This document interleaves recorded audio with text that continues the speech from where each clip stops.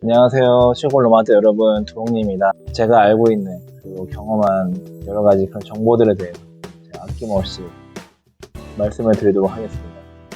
그래서 오늘 그 귀농 창업 자금을 어떻게 하면 받을 수 있는지, 그리고 받기 위해서는 어떠한 절차가 있는지, 이런 부분들에 대해서 말씀드리도록 하겠습니다. 이거 받는 것도 참 중요하긴 한데, 이 받고 나서 어떻게 사용해야 하는지, 받는 과정에서 어떤 일이 발생할 수 있는지, 또 뭐 주의해야 할 부분은 어떤 것들이 있는지에 대해서 제가 영상 뒷부분에 다 말씀드릴 테니까 끝까지 시청해주세요. 구독과 좋아요는 제가 영상을 만드는데 큰 힘이 됩니다.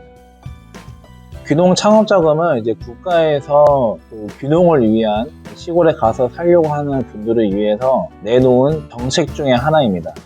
그러니까 이런 귀농을 장려하는데 가장 많이 홍보되어지고 사용되어지는 정책 중에 하나가 뭐냐면 귀농 창업 자금이라고 하는 것입니다. 자, 첫 번째로 얼마를 빌려주는가? 귀농 창업 자금은 농사를 짓기 위한 땅을 살 때 최대 3억 원을 대출을 해줍니다. 그리고 집을 짓거나 집을 수리하는 데 사용되어지는 돈으로 7,500만 원, 최대 7,500만 원까지 융자를 해주고, 이자는 1.5%인데 이게 얼마 전까지는 2%였거든요. 최근 1.5%로 금리가 더 내려갔어요. 그래서 요즘 금리가 되게 높은 그런 상황인데, 귀농 창업 자금은 1.5%니까 상당히 여기서 이제 매력을 느낄 수가 있겠죠. 자, 두 번째는 누구한테 빌려주는가? 귀농 창업 자금을 받을 수 있는 사람은 누구인가? 라고 하는 부분인데요. 이 내용에 대해서는 귀농귀촌 종합센터에 정확하게 명시가 되어져 있습니다. 홈페이지 검색을 하셔가지고 귀농귀촌 종합센터라고 검색을 하셔서 들어가 보시면 거기에 이 부분에 대해서 아주 정확하게 세세하게 다 나와 있어요. 그 홈페이지를 참고하시면 그 내용에 대해서 더 자세히 살펴보실 수 있는데, 그 내용을 종합적으로 좀 말씀을 드리자면, 첫 번째로 가장 중요한 것은 나이입니다. 나이가 만 65세 이하인 사람만 가능한 거예요. 2023년 기준으로 1957년 1월 1일 이후에 태어나신 분들만 가능한 겁니다. 그러니까 1956년생 이상이신 분들은 죄송하지만 이 대상이 될 수가 없는 거예요. 두 번째는 거주 형태와 내가 어떤 일을 이제 하고 있느냐, 종사하고 있는 업종에 대한 부분인데요. 도시에 살다가 시골에 이사를 왔어요. 전입신고까지 다 마친 상태에서 5년 이상이 되지 않은 사람, 그러면서 농업에 종사를 하고 있거나 종사하려고 하는 사람이 바로 그 대상이 될 수 있습니다. 그리고 나는 도시에 살지 않고 원래 나는 처음부터 시골에 살고 있는 상태라고 한다면, 시골에 1년 이상 살고 있으면서 농업에 종사하려고 하는 사람, 그러니까 시골에 사는 사람들이 다 농업을 하는 사람들은 아니잖아요. 직장인들도 있고 사업을 하는 사람도 있을 텐데, 내가 시골에 살고 있으면서 이제는 농업을 이제 하려고 한다, 그리고 농업에 이제 진짜 종사를 하고 있다 하는 사람이 바로 이러한 대상이 될 수가 있는 것입니다. 그리고 세 번째는 교육을 이제 이수를 하셔야 돼요. 농림축산식품부나 농촌진흥청, 그리고 농정원 또는 산림청, 그리고 각 지역에 있는 지자체에서 진행하는 귀농 교육을 이제 이수를 하시면 돼요. 그리고 이제 민간에서도 이제 교육을 진행을 해요. 민간 교육기관은 아까 말씀드린 그런 관공서에서 인정을 해주는, 그러니까 위탁을 해서 이제 진행하는 민간 교육기관들이 있거든요. 거기서 이제 교육을 받으시면 되십니다. 교육 시간은 100시간 이상 받으셔야 하고, 그리고 이제 교육을 다 받으신 다음에는 수료증이 이제 발급이 돼요. 근데 수료증 발급된 그것이 전산상에 등록이 되어져 있어야 하는 거예요. 그 전산이라고 말하는 건 뭐냐면 농업교육 포털이라고 하는 홈페이지가 있어요. 그 홈페이지에서 내 수료증이 발급이 되는 그런 상태가 되어야 하는 것이죠. 그래야지만 전산에 등록이 된 거고, 공무원들이 귀농 교육 받았다라고 하는 것을 서류를 언제든지 확인해 볼 수 있는 그런 전산적으로 이렇게 등록이 되어져 있어야 한다는 것이죠. 그래도 혹시 모르니까 수료증이 농업 교육 포털에 등록이 되는 교육기관인지를 반드시 확인을 하시고 교육을 들으시면 좋을 것 같아요. 그리고 이 수료증은 유효기간이 있어요. 그냥 내가 한번 교육을 받고 그걸 계속해서 이걸 가지고 사용할 수 있는 것이 아니라 수료증을 받은 날로부터 5년 이내에 귀농 창업 자금을 신청을 하셔야 되는 거예요. 세 번째는 상환하는 방법입니다. 상환하는 방법은 5년 거치 10년 상환이죠. 5년 동안은 이자를 내는 거고 10년 동안은 이자하고 원금을 같이 내는 거예요. 네 번째는 신청하는 방법과 진행 절차입니다. 좀 이렇게 수월하게 할 수 있는 것은 각 지역에 있는 귀농 담당자를 찾아가시면 돼요. 각 지역에는 대부분 요즘에는 귀농 관련된 센터를 운영을 하고 있거든요. 그래서 그 센터에 찾아가셔서 그 담당자에게 나 귀농하려고 하는데 나 이런 귀농 창업 자금에 대해서 되게 궁금하다. 내가 받을 수 있는 그런 대상인지 알고 싶다. 내가 만약에 선정이 된다면 앞으로 어떠한 절차가 진행되는 거냐라고 하는 걸 물어보면 거기서 아주 세세하게 다 알려주시거든요. 만약에 귀농센터가 없다면 각 지자체에서 운영하고 있는 농업기술센터나 아니면 농정과에 가면 귀농을 담당하는 공무원이 있어요. 공무원에게 가서 아까 말씀드렸던 그 부분들을 말씀드리면 돼요. 그러면 앞으로 어떻게 될 건지, 진행이 어떻게 될 건지, 어떤 걸 준비해 오라고 하는지 이런 것들을 다 알려주시니까 그 방법대로만 진행을 하시고 거기서 시키는 대로 준비를 해가시면 됩니다.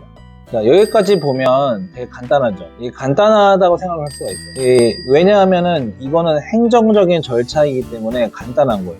그러니까 그 기준에 맞게만 내가 준비를 하면 되는 거고 그 기준에 부합한 상태라면 귀농 창업 자금을 신청하면 되겠구나 딱 이 생각을 이제 가질 수가 있는 거죠. 그래서 찾아가서 아까 말씀드린 것처럼 상담도 받고 귀농 창업 자금을 이제 신청을 이제 하는 거예요. 그런데 우리가 알지 못하는 그 부분들이 있어요. 이거는 사실 누구도 말해주지 않거든요. 공무원들도 말해주지 않고 그 창업자금을 빌려주는 농협 직원도 말해주지 않아요. 그리고 이거를 누구한테 가서 물어보기도 되게 애매한 부분도 있어요. 뭔가를 알아야지만 디테일하게 물어볼 수 있잖아요. 모르는 상태에서는 그냥 물어보는 거 뭐냐면 최대 얼마 받았냐 이 정도뿐이지 그 관련된 사업계획서 어떻게 썼냐 이런 것만 물어보는 거지 실질적으로 그 안에서 어떤 일들이 일어나고 어떤 걸 주의해야 할지는 사실 물어보기가 어려운 거죠. 잘 모르니까. 그래서 제가 여기까지는 우리가 다 알고 있는 평범한 내용이고 지금부터는 귀농 창업 자금을 받으면 어떤 일들이 생길 수 있는지 좀 알기 어려운 좀 정보를 얻기에는 좀 힘든 부분들을 제가 말씀드리도록 할게요.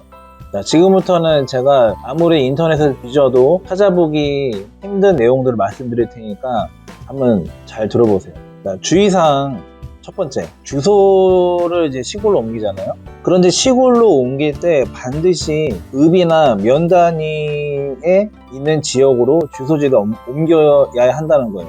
이게 무슨 말이냐면 시골이라고 해서 다 읍이나 면 단위가 아니라고 하는 거예요. 이거를 간혹 가다가 착각하시는 분들이 계시거든요. 만약에 예를 들어서 말씀을 드리면 영주라고 하는 곳이 있잖아요. 경상북도 영주시가 있는데 영주시는 시골이죠.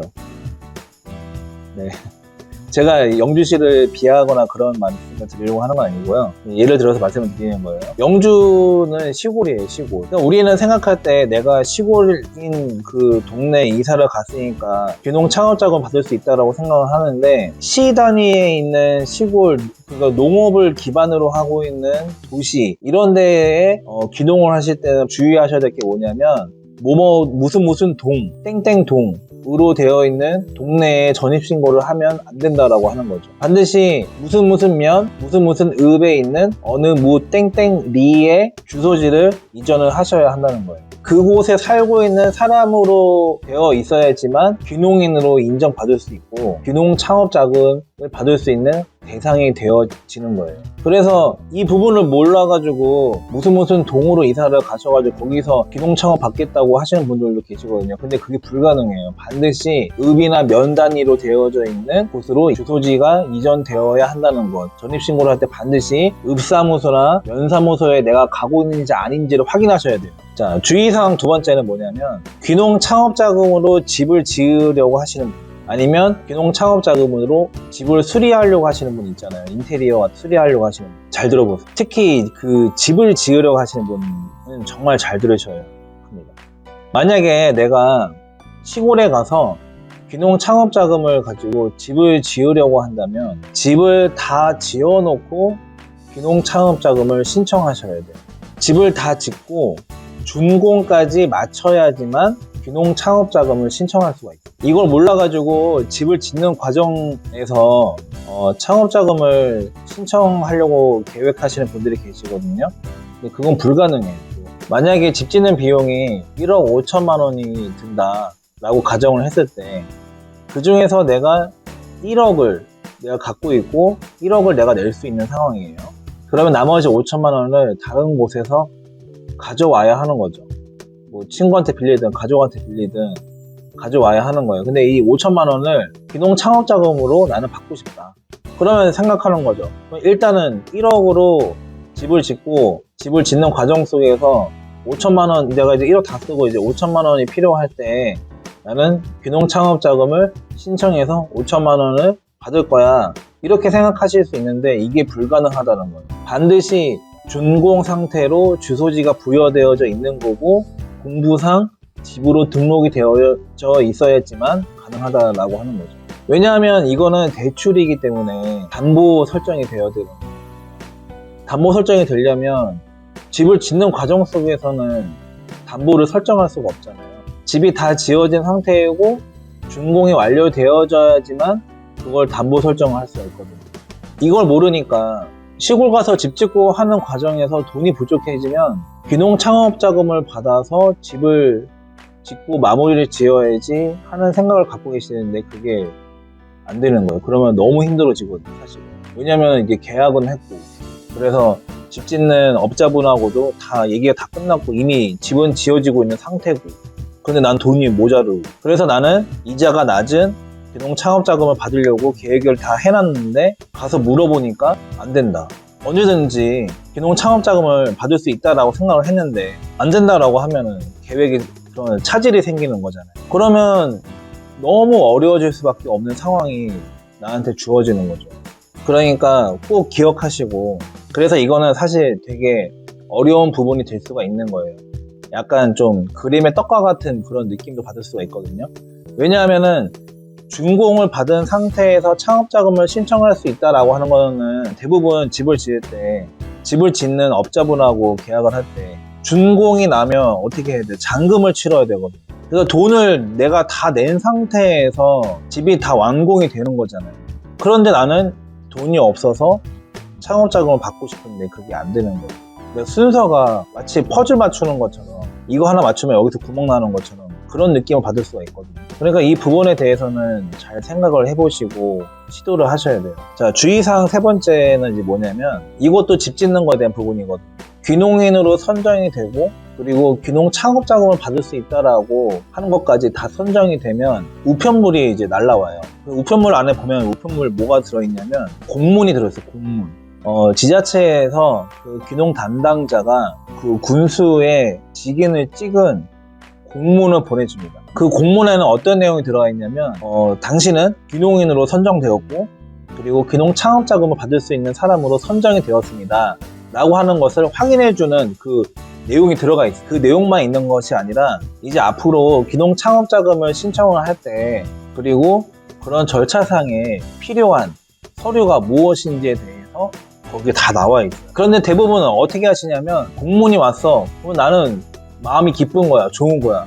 그래서 와, 나 이렇게 선정됐대. 나 이제 창업자금 받을 수 있어 라고 생각을 하는 거예요. 그냥 거기까지는 괜찮아. 근데 너무 기분이 좋은 나머지 그 서류를 꼼꼼히 읽어보지 않는 분들이 진짜 많아요. 제가 이 말씀을 드리는 건 뭐냐면 집을 짓는 분, 특히 집을 짓는 분 그리고 집을 수리하시는 분은 정말 주의하셔야 될 게 그 공문 서류를 꼼꼼하게 읽어보셔야 돼요. 거기에 준비해야 될 최종적으로 제출해야 될 서류 중에 뭐가 포함되어 있냐면 세금 계산서가 들어가 있어요. 세금 계산서. 그러니까 이 공문을 읽어보진 않고 잘 읽어보진 않고 세금 계산서를 준비를 해야 하는데 준비를 안 한 거야.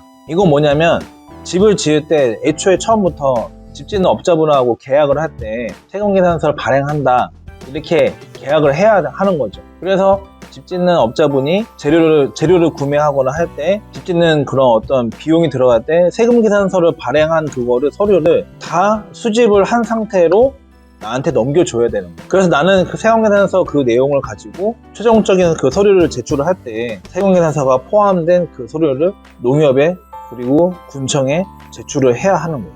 그러면 그걸 보고 세금계산서가 들어가 있는 그 서류를 보고 시장이나 그 군수의 직인이 찍힌 최종 서류, 이 사람에게 유동창업자금을 대출해 주십시오 라고 하는 그 서류에 그 도장을 딱 찍어서 나오면 그 서류를 가지고 나는 농협에 가서 제출을 하면 농협에서는 내 통장에 그 창업자금을 대출해준 그 돈을 이렇게 넣어주는 거거든요. 근데 세금계산서가 없으면 이 절차가 아예 불가능합니다. 근데 세금계산서는 내가 세금계산서 발행하는 거를 몰랐네? 그 공문에 나와 있는 내용을 내가 못 봐서 몰랐어요. 이게 안 통하죠. 업자분한테 가서 다시 얘기를 한다고 해도 이미 다 지나간 일이고 집을 뭐 하루 이틀 만에 짓는 것도 아니고 몇 개월 걸릴 수도 있는 거잖아요. 근데 이미 다 집은 다 지어졌지. 자재는 다 샀지. 근데 계약할 때 세금계산서에 대한 얘기가 아예 없었지. 너무 힘들어지는 거예요. 이건 불가능한 거예요. 그 시점에 가서 이 최종 서류를 내야 하는 그 시점에서 세금계산서를 발행해주세요 라고 말하는 이게 불가능한 거예요. 이거는 처음부터 집 지으는 그 처음부터 얘기를 해야 되는 거고 모든 사항에 모든 비용에 대한 그 부분이 세금계산서가 다 들어가 있어야 돼요. 그래서 세금계산서로 보면서 대조가 가능해야 되는 거예요. 얼마를 어떻게 썼는지, 어디 어떻게 썼는지. 그래서 최종적으로 비용이 얼마 들었는지 그 서류가 다 들어가야지만 창업자금을 대출을 해주는 거거든요. 그래서 이거를 꼭 기억하셔야 한다라고 말씀을 드리고 싶은 거예요. 세금계산서 반드시 포함시켜줘야 하고 계약하실 때 세금계산서 발행이 가능한 업자분을 선택하셔야 한다라고 하는 거죠. 주의사항 네 번째는 뭐냐면 상환하는 방법에 대한 거. 이것도 잘 모르셔가지고 좀 당황하실 수 있거든요. 좀 놀라실 수 있어요. 그게 뭐냐면 귀농창업자금은 이제 엄연히 대출이잖아요. 그러니까 대출이다 보니까 우리는 이제 그동안 대출을 할 때 어떻게 했죠? 그 매달 내야 하는 이자가 있었잖아요. 매달 이자를 내면서 대출을 이제 갚아 나갔잖아요. 우리가 이제 이거를 이제 생각을 하고 있는 거예요. 근데 귀농창업자금은 매달 내는 것이 아니고 1년에 한 번에 내요. 한 번에 12개월치의 이자를 한 번에 내는 거예요. 만약에 3억을 내가 대출을 했다. 이자가 1.5%니까 450만 원입니다. 450만 원을 1년 동안 달달이 나눠서 내는 것이 아니라 한 번에 내는 거예요. 한 번에. 그러니까 큰 돈이 한 번에 나가는 거죠. 그리고 처음에 5년 동안은 이자만 내지만 이제 거치 기간이 끝나면 원금하고 이자를 같이 내야 하거든요. 그러니까 만약에 3억을 빌렸으면 10년을 나눠서 낸다라고 하면은 어떤 의미인지 아시겠죠? 그러니까 이거를 잘 생각을 하셔야 한다는 거죠. 근데 그거 못 낼 수 있잖아요. 돈이 없어서 못 낼 수 있잖아요. 뭐 어떤 일이 생길 줄 알아요. 농사를 잘 지어서 잘 팔고 유통도 잘 시키고 돈도 벌면 괜찮은데 그러지 않을 수도 있잖아요. 손해가 날 수도 있고 어떤 일이 생길지 모르는데 그러면 연체가 되는 거거든요.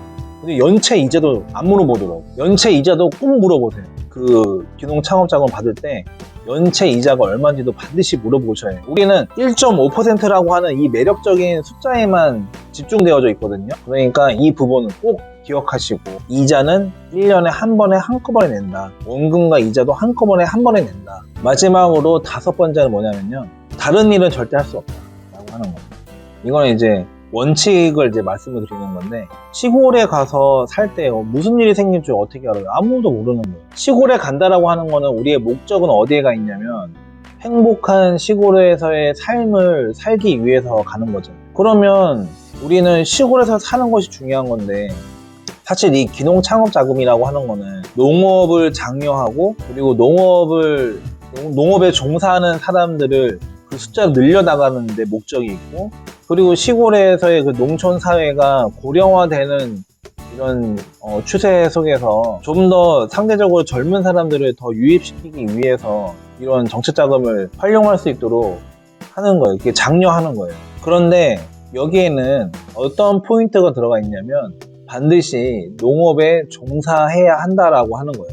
농업에 종사한다는 거는 뭐냐면 농업 경영체 등록이 되어야 한다는 거죠. 농업 경영체 등록이 되어 있는 상태로 계속 유지가 되어야 하는 거예요. 그리고 귀농창업자금을 받은 사람은 반드시 뭐냐면 다른 직군으로 일을 할 수가 없어요. 특히 직업을 가질 수가 없어요. 4대 보험이 등록되어져 있는 직업을 가질 수가 없어요. 만약에 이 사실이 발각이 되어지면 내가 빌린 그 돈을 한 번에 다 갚으라고 아마 연락이 올 거예요. 불시에 갑자기 연락이 와요. 농협이나 군청이나 시청에서 연락이 와요. 4대 보험 가입 증명원을 보내달라고 얘기를 합니다. 4대 보험 가입 증명원을 보내면 거기 안에 다 뭐가 들어가 있죠? 내가 직장 생활을 하고 있으면 직장 이름과 함께 거기 그쪽에 직장 가입자로 되어 있다라고 하는 사실이 다 나오잖아요. 그럼 그걸 보면은 신문을 알 수가 있는 거거든요. 그러니까 이거는 사실 좀 어려운 부분이긴 해요. 좀 말하기가 좀 민감하고 예민한 부분이 될 수가 있는데 이건 또 다 의견이 또 달라요. 아니 시골에 갔으면 당연히 그리고 농사 지으려고 시골에 갔으면 농사 지어야지 왜 다른 일을 하려고 그래 이렇게 얘기할 수 있는데 그건 다 개인적으로 다 차이가 있어서 뭐가 맞다 뭐가 틀리다 말씀드릴 수 없는 거고 생계를 꾸려나가기 위해서는 사실 무슨 일이든 뭘 못하겠어요. 그래서 어렵다는 거를 말씀을 드리려고 하는 거예요. 귀농창업자금이라는 게 다른 일을 할 수 없다라고 하는 이 부분에 대해서 한번 정말 깊이 한번 생각을 해보셔야 한다는 거죠. 무슨 일이 생길지 모르니까. 자, 오늘은 이렇게 귀농창업자금에 대해서 알아봤습니다. 오늘 말씀드린 이 주의사항, 주의해야 할 부분들을 꼭 말씀드리고 싶었어요. 이걸 모르고 귀농창업자금을 받으시는 경우가 너무 많아요. 사실 돈이 많아요, 내가 만약에. 그런다라고 하면 귀농창업자금을 받는 게 뭐가 걱정이겠어요. 그런데 귀농을 하시는 분들, 시골에 가서 살려고 하시는 분들은 물론 아까 말씀드린 그런 분들도 계시지만 아닌 분들도 진짜 많거든요. 그래서 귀농창업자금이 정말 필요한데 막상 귀농창업자금을 받아봤더니 이게 나한테 너무 힘든 일이 되어버리는 경우가 정말 많은 거죠. 그래서 괴로운 거예요. 너무 힘든 상황들이 되어버리고 그리고 이거는 대출이기 때문에 나라에서 그냥 주는 돈이 아니에요. 그래서 생각을 잘 해보셔야 하는 거예요. 신용 등급하고도 관련이 있고. 그런데 정부에서나 지자체에서는 홍보를 할 때 귀농창업자금을 받을 수 있다라고 하는 그 부분을 강조해서 홍보를 하고 있어요. 이러한 실상들을 말을 해주지 않죠. 그러니까 제가 오늘 말씀드린 것들이 부정적인 것들이 있을 수 있지만 제가 지난번 영상에서 말씀드렸듯이 이 부정적인 것들을 내가 미리 알고 있으면 나한테는 긍정적인 효과를 가져올 수 있는 거예요. 왜냐하면 대비할 수 있으니까, 준비할 수 있으니까. 그래서 오늘 제가 말씀드린 것들이 여러분들에게 긍정적으로 행복한 시골 생활을 할 수 있는 부분들이 되었으면 좋겠습니다. 자, 오늘은 여기까지 하도록 하겠습니다. 구독과 좋아요는 제가 영상을 만드는데 정말 큰 힘이 됩니다. 제가 영상을 만들어서 올리고 하고 있는데 사실 구독자가 없잖아요. 저 혼자 찍고 혼자 올리고 있는데 편집도 제가 하고 있어요. 그런데 구독과 좋아요 눌러주시면 정말 저한테는 큰 힘이 될 것 같아요.